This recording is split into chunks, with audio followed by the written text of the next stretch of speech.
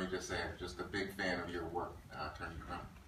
So I wanted to have you pick up in a way on what Chief Flynn was talking about.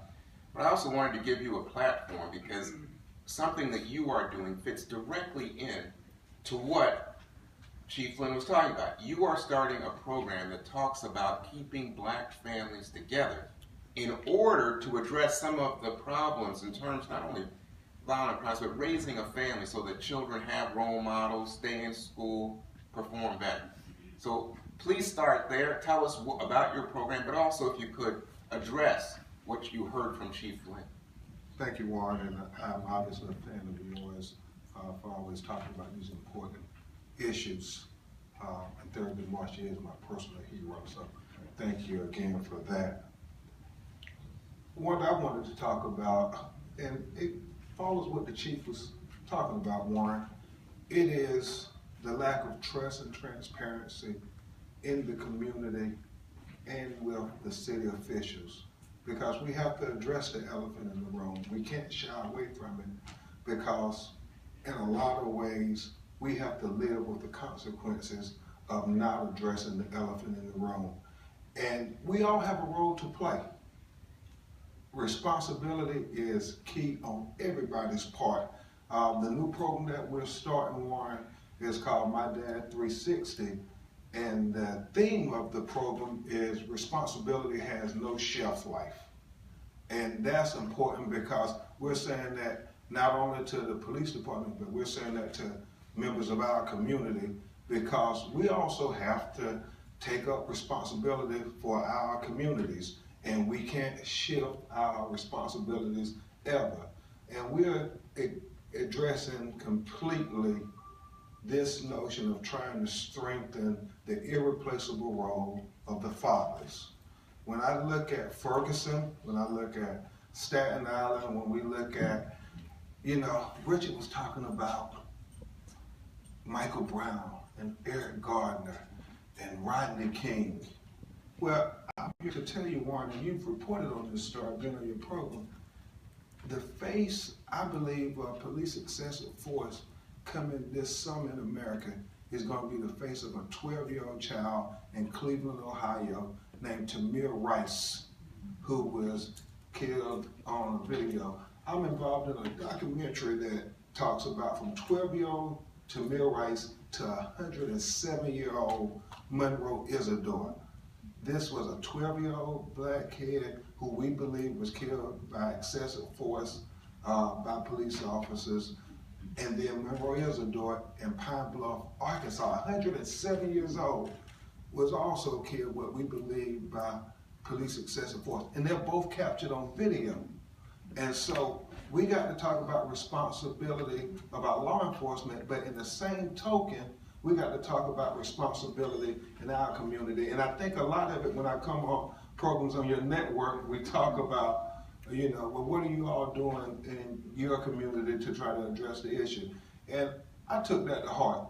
I said, we just can't live in a courtroom. We have to live in the greater community and the greater society. And that means that we gotta start trying to build better family units, better role models for these children to look at. I'm not lost on what the Chief is saying about most of the crime is occurring in the African American community, but that's cause and effect. And so we got to get into why is that, and we got to address that. And we can work together as partners if we both say we're going to take responsibility head on. And so I'm here announcing today that I personally am going to try to take responsibility head on with this My Dad 360 program. My friends and I, we're launching it, and we're going and asking people to join chapters all over America and have corporate partners saying that we have a Uber-supported community that is a network that talks about, job qualifications, job training,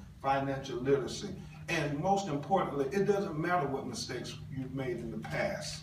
Fathers, young men, it doesn't matter what mistakes you made in the past. Responsibility has no shelf life. You still can start today saying, I'm going to be a better parent because it's the most important role I'm ever going to play in life.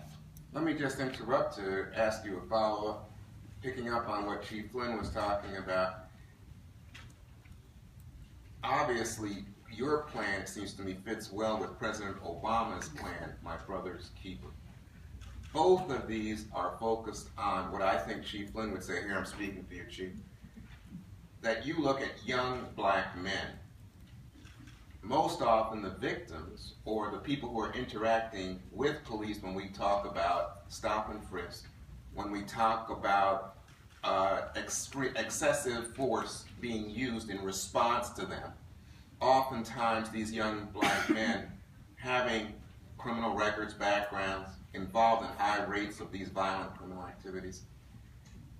Are we starting to see from leaders like yourself, President Obama, this effort inside the community to address Chief Flynn's concern? Absolutely, and I think we have to do it. We can't put all the responsibility for our community on the police department and the government. We have to say, no, we also have a responsibility too. And I hope that we will keep an open mind. I hope Chief Flynn and other police leaders across America will partner with us in these programs to say, we understand the best way to stop and prevent crime is to get at it before it even becomes a thought. These young men who think they have value in their lives. You know, Juan, I go on all these shows trying to articulate the value of young people of color. But we also got to make sure young people of color understand their value too, because once you start to understand you have value and you have a future and you have hope, then you're not going to commit crime. You're not going to make such poor decisions. You're going to think about it. Now, young people are going to be young, and we want our children to be able to be teenagers too. Black and brown children have a right to be children too, and we should not be punished for being a child with our life being taken. When I think about so many of those situations, it's a different standard, and so we got to make sure we don't excuse anybody from saying, because my child made one mistake, they get to die, and everybody says, oh, it's justified because the media has perpetuated these stereotypes and so forth. But in the same token, we want to help our young people not make those mistakes. Okay. So now I come to our third guest, Juan Cartagena.